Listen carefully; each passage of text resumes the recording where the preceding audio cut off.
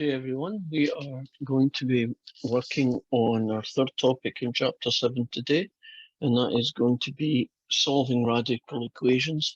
And then after that, we are going to be doing applications. So let's get started. Well, a radical equation, just as its term means, is going to be an equation that contains a square root, cube root, maybe even a fourth root. We take a simple example. Suppose I wanted to say I solve the square root of 5x is equal to 10. Now, there's an algebra technique that I have a made-up name for, and it's called as long as you do it to both sides, it's okay rule. So what I'm going to do is I'm going to square both sides. Now, typically, I wouldn't write this line down, but I am going to do it this time. If you square a square root, you're basically multiplying it by itself. They cancel each other out and you get 5x. And 10 squared gets you 100. So what you're doing in this step here is you're removing the square root. You're making it a little bit easier to solve now. And in this case here, all you need to do is divide both sides by 5, and you get the answer 20. And there is our solution. Now if we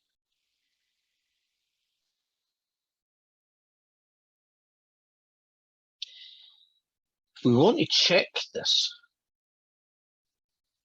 let's see how it should work.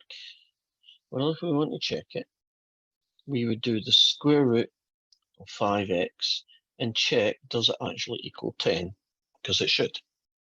So we're going to do the square root of 5 times 20, which becomes the square root of 100. And if you see a symbol that's just a square root, the implication is that this is positive, and the square root of this one is 10, and it does match it. So there's the check. That is definitely the solution. So let me show you a situation similar to that one. This would be a question 2, that there is no solution. So we have the square root of 3x equals -3. Now, if you square both sides, you get 3x equals -3 squared. So you get 3x equals, well, -3 times -3 is 9. And then you divide both sides by 3 and you get 3. So that is, looks like at least, that is going to be the solution. But you need to check radical equations because they don't all work. So let's check x equals 3. If it does work, the square root of 3x should be the number -3. The square root of 3 times 3 should be that. The square root of 9 should be that. And the square root of 9 is a positive thing, right? So square root on its own. If they wanted that to be negative, they would have put in the negative here. And that is 3. And it needs to equal -3, and that's not the case. So this is not a usable solution. In other words, it's not a solution at all. So what you would say in your WebAssign is you would say no solution in the box. In fact, I believe you do it in capitals.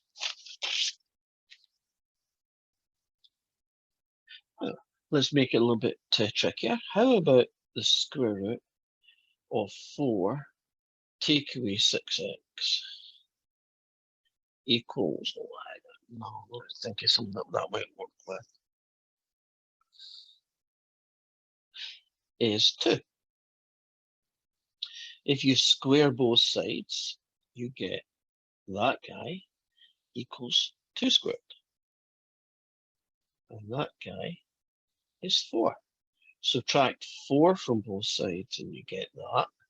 Divide both sides by -6 and you get 0. So that is a possible solution. Let's check it now. If it works, this should equal 2 when x is 0. So this is 4 take away 6 lots of nothing. 4 take away nothing is 4. And positive 4, right? A square root without a sign means it's positive, is 2. And it works, so we have a solution.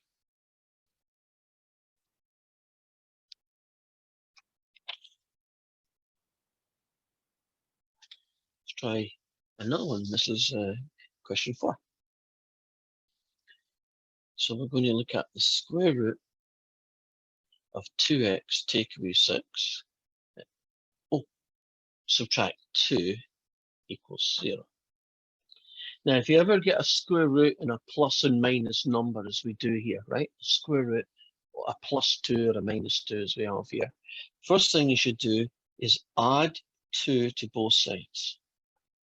That makes it more like this one. Now it looks better. Then you can square both sides. 2 squared is 4. Add 6 to both sides. And then divide both sides by 2. And here is a possible solution. Let's check it now. Well, we're going to put x equals 5. We're going to put it into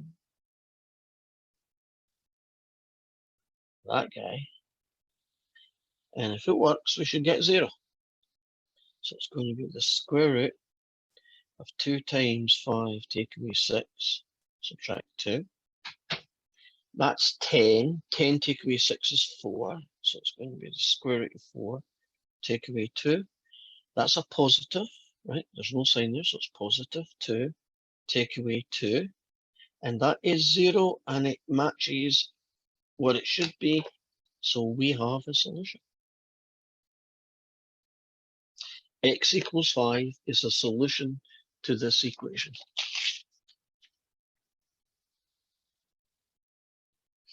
Let's do a quadratic version of this. So this is question 5, or one like it at least.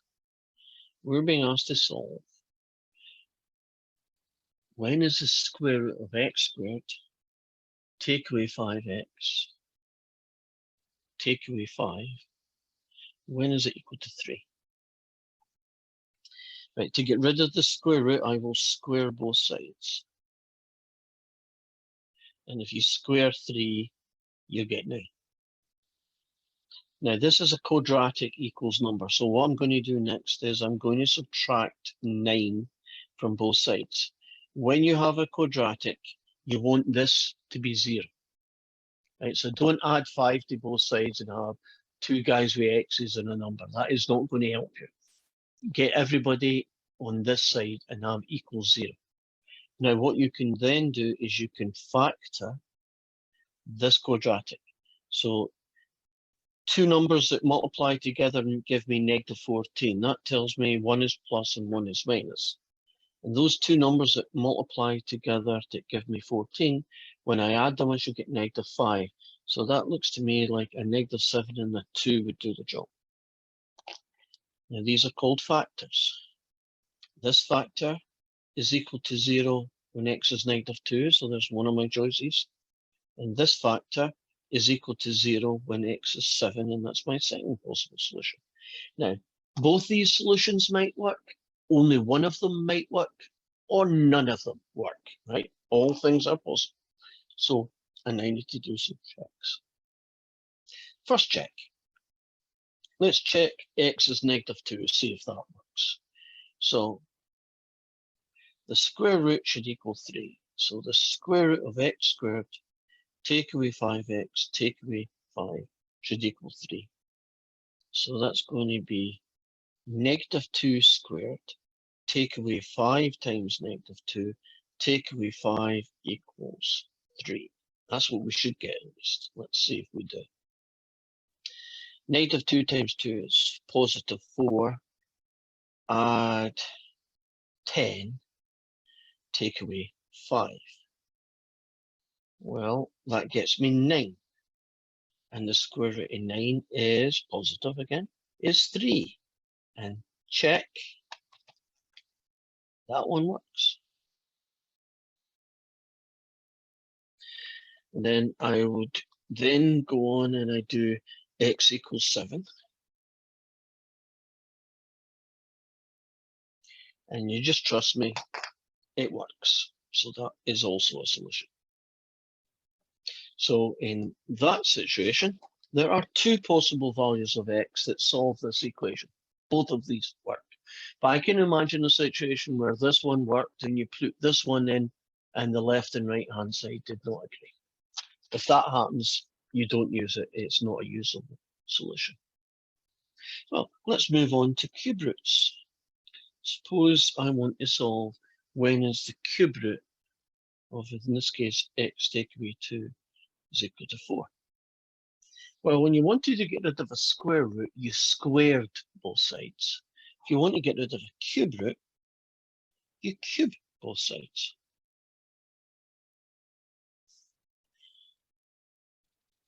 And 4 times 4 times 4 is 64.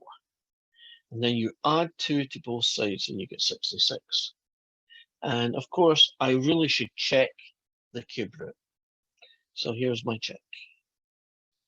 I'm going to put x equals 66 into the cube root of x minus 2. And if I get 4, then I know it's a usable solution. So it's going to be a cube root of 66 take away 2. It's going to be the cube root of 64. And the cube root of 64 is 4. So we have a solution. And it works.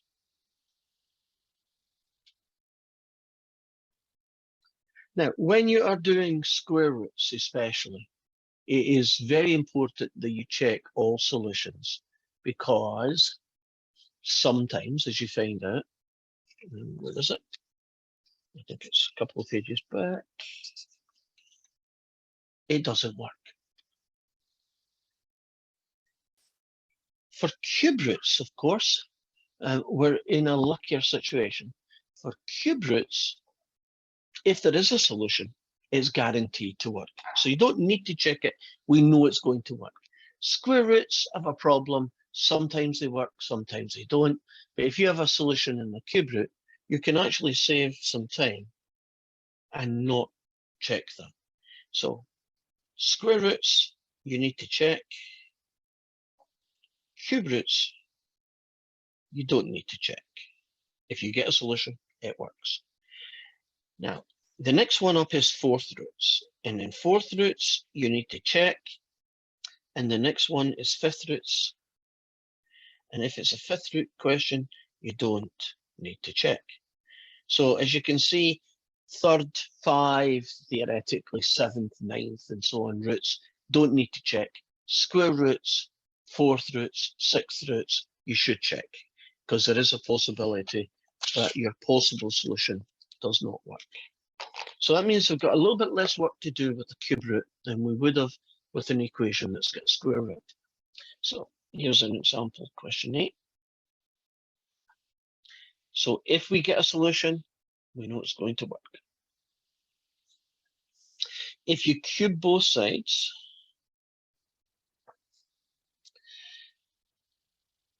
three times itself is 27. If you then add 2 to both sides, there is our solution, and I don't need to check it because I know it's going to work.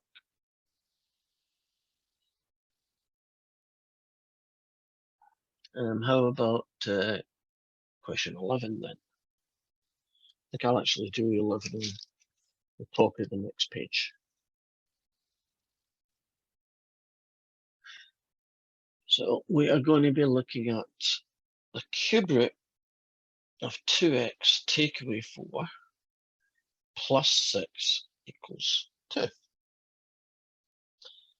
First thing I would do here is isolate the cube root on its own, and I'm going to do that by subtracting 6 from both sides. Oops. The next stage I'm going to do is cube both sides. So if you cube, multiply it, to the power of 3, you must do it to both sides. Now, if you multiply that by itself, you get negative 64. You then add 4 to both sides. You lastly divide both sides by 2, And there is your solution. And since it's a cube root, I really do not need to worry about checking because I know it's bound to work. So what we're off to do now, because that's us essentially finished solving trig equations, is we're now going to do applications.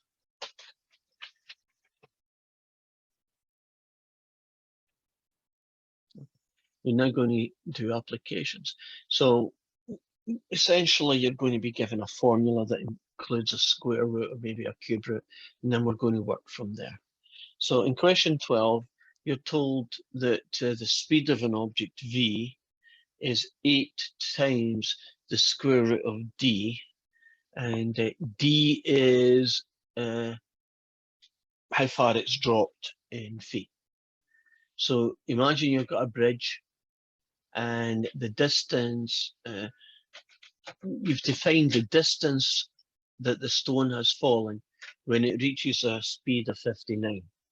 So you're told that the speed is 59 and you're being asked to find d, right? So they asked you to find the distance dropped, which I'm just saying find d. So here is the equation. So as long as you do it to both sides, it's okay, Ro, right? So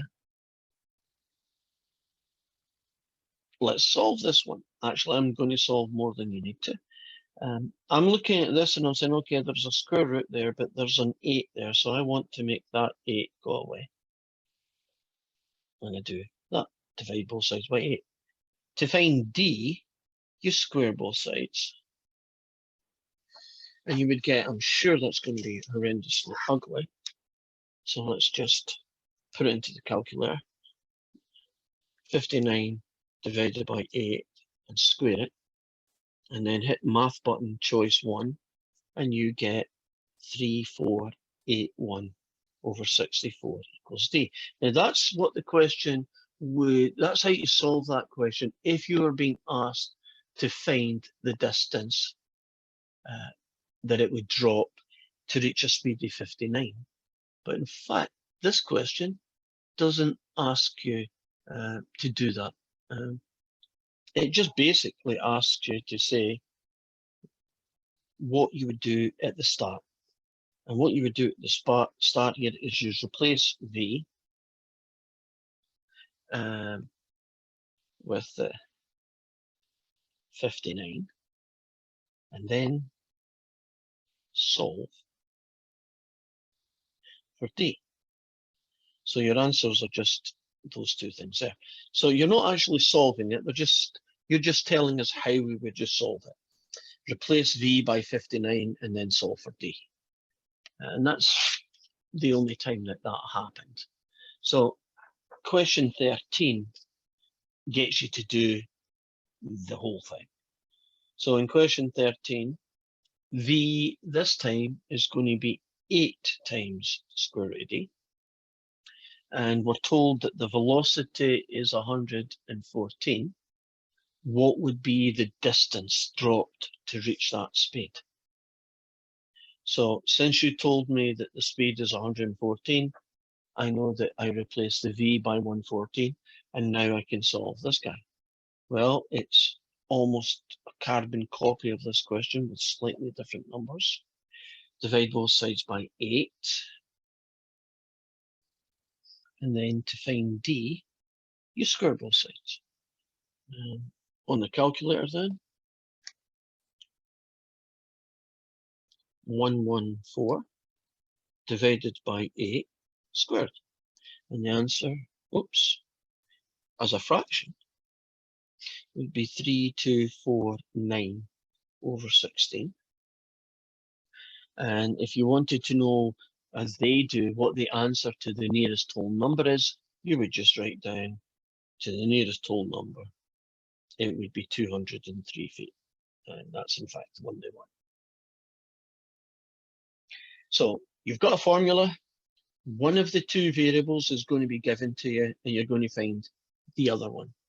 That's pretty much the way that's going to work. It's a question 14. You have a distance, and this story is the depth of water that a submarine would, what's it, where would the periscope have to be above the water to locate a ship 3.5 miles away? So that's the formula. H is representing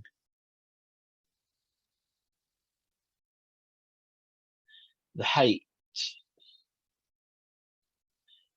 of a periscope, and D is the distance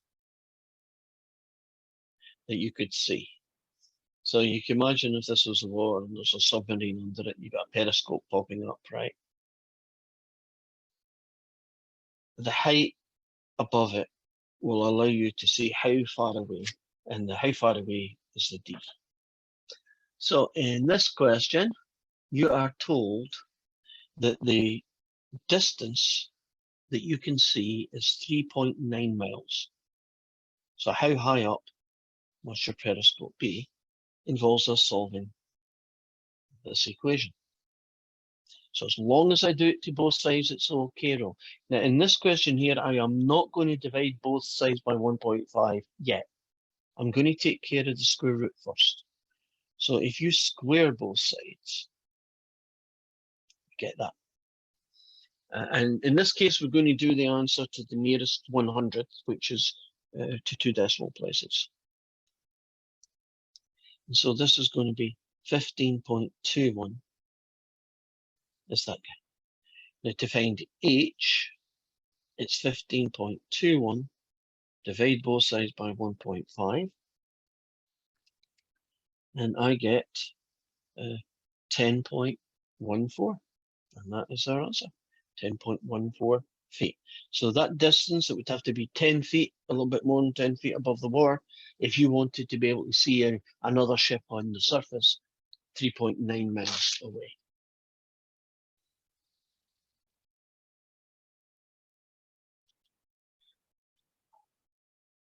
And for our final application question, an object is dropped from a bridge.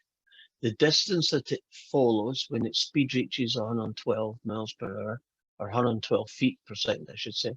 And we're going to use that guy. So it's very similar. And V is the speed. And D is the distance that it would fall to reach that speed. And since we know that its speed is 112, we can use that to find the distance that it must have dropped to reach that speed. Now you notice the difference between this one and this one is the number is outside the square root, whereas here it's inside the square root. So first thing I would do is divide both sides by 8. Then if you square both sides, you get D. And I want this answer to the nearest whole number. So 112 divided by 8 squared, and to the nearest whole number, which actually is a whole number, is 196 feet. And that is that section finished. So hopefully that is of some use to you. And I will see you with a different video, the last topic from this chapter, tomorrow. Bye-bye for now.